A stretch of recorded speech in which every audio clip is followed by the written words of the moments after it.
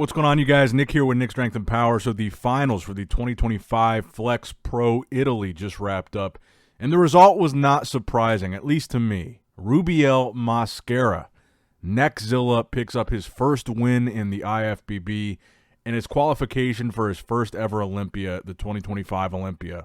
In second place, you had the fan favorite, Andrea Presti, who was an Italy native. The crowd was going crazy for him. In third place, you had Adolf Berghardt. In fourth place, you had Joseph Cuvetin.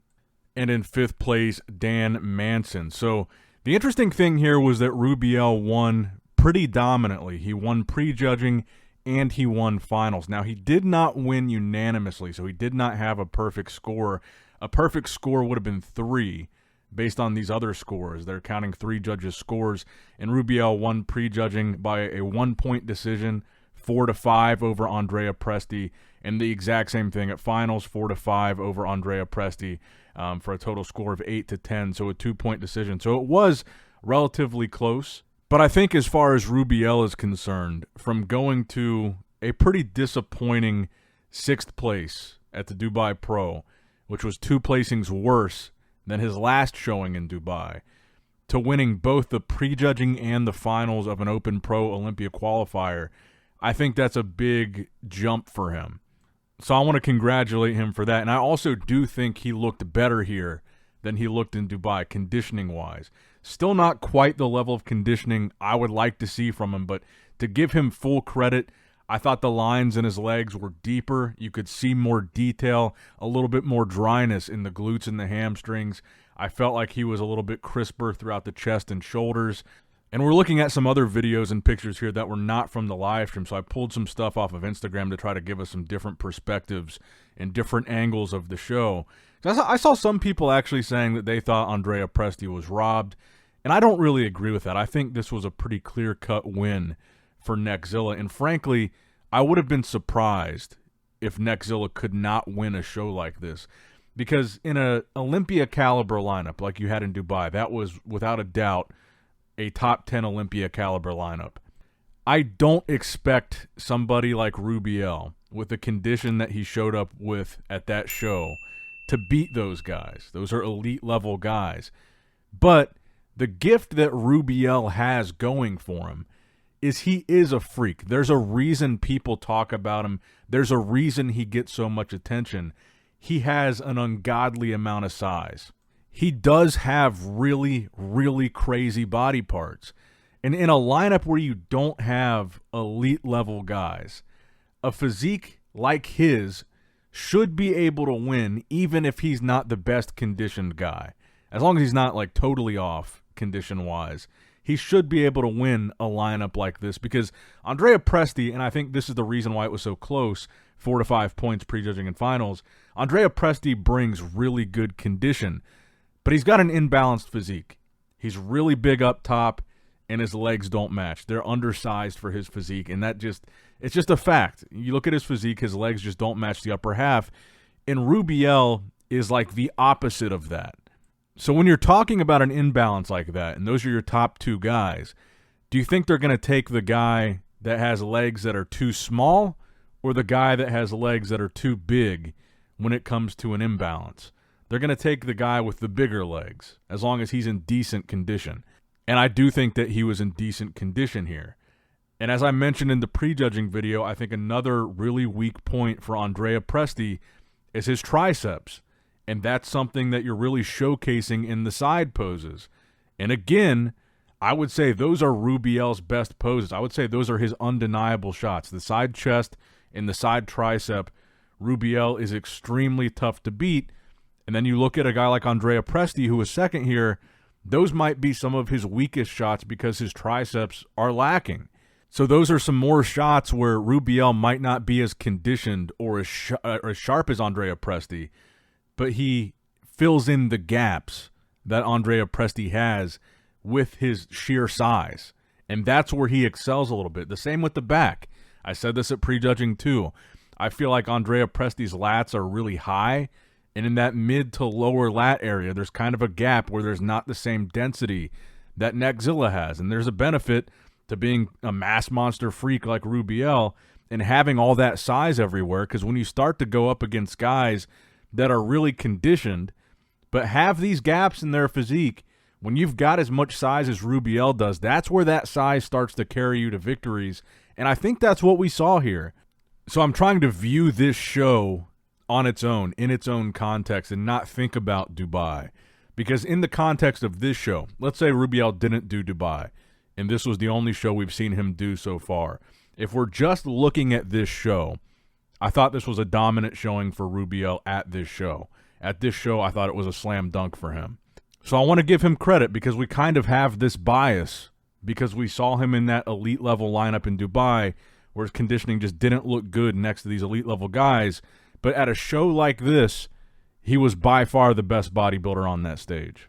So even though that Dubai disappointment, I think, is fresh on a lot of fans' minds, I do want to give him credit because when it comes to just this specific show, I thought this was a slam dunk for him.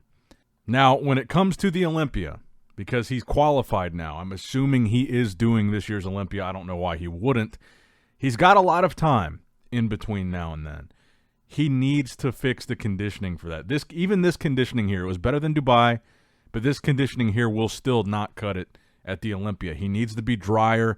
He needs to be sharper. He still needs to have deeper lines in those legs, and he needs to work on his posing. He doesn't hold the poses long enough, and he's still shaky in a lot of the poses. Those are my main two criticisms of Rubiel. And I see a lot, like, one of the things that I've seen a lot in the comment sections are he's just got such an ugly physique. His structure is so ugly. He's not aesthetically pleasing. That's not even my criticism of Rubiel. I agree with that to an extent. He's obviously not the prettiest physique on stage. I'm not arguing that.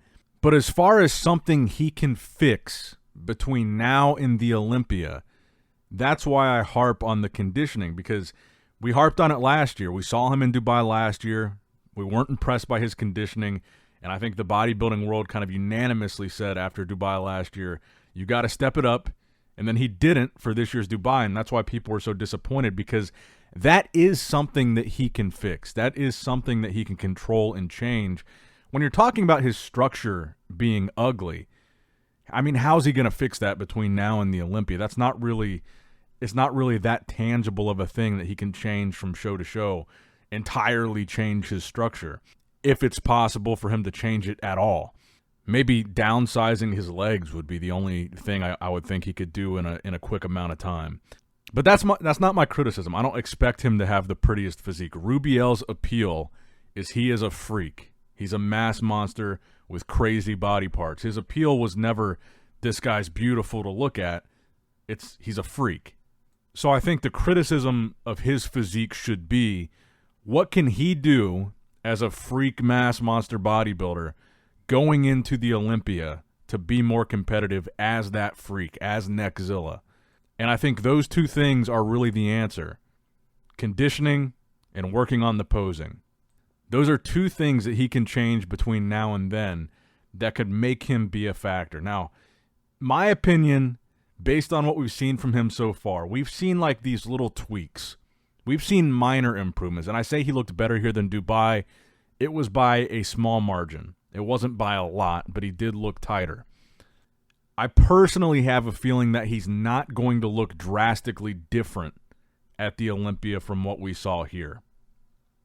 And if we do see kind of this same level of physique at the Olympia, conditioning-wise, I struggle to see him in the top 10. Maybe in like the 11, 12, 13 range would probably be realistic for him. Like I said, Andrea Presti has been 12th, but he's also been dead last at the Olympia a couple times.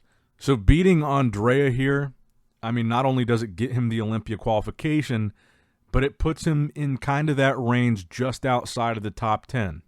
So I'm curious to hear now that you see Rubiel has won this show, where do you have him placing at the Olympia? Let's pull up the Olympia qualified competitor list right now and take a look here. So you've got Brett Wilkin, Samson Dowda, Hadi Chupin, Derek Lunsford, Raphael Brandau. We haven't talked about him in a while. Martin Fitzwater, Akeem Williams, Brandon Curry, Bonac, Good Vito, Andrew Jacked, Nick Walker, Regan Grimes, Tonio Burton, Sasarati, Beiruz Tabani, Cheng Long Shen, and now Rubiel's name will be added to this at some point today probably. But if you look at this, I don't see Rubiel beating Samson. I don't see Rubiel beating Hadi. I don't see Rubiel beating Derek. I don't see Rubiel beating Nick. I don't see Rubiel beating Martin. There's 5 guys right there. I don't see him beating Bonac. He couldn't beat him in Dubai. I don't see him beating Andrew Jack. I don't see him beating Behruz Tabani if Behruz is able to compete. I don't see him beating Tonio Burton. He couldn't beat him in Dubai. That's 10 guys right there, and I haven't even mentioned Brandon Curry. You've got Good Vito, Akeem Williams, Rafael Brandao, Regan Grimes, Sasarati. I think it would be very difficult for Rubiel to crack that top 10. You've got some really heavy hitters in there. And here's the other thing worth considering too. We've seen Rubiel skip U.S. shows in the past, and he said that visa issues were the reason for that.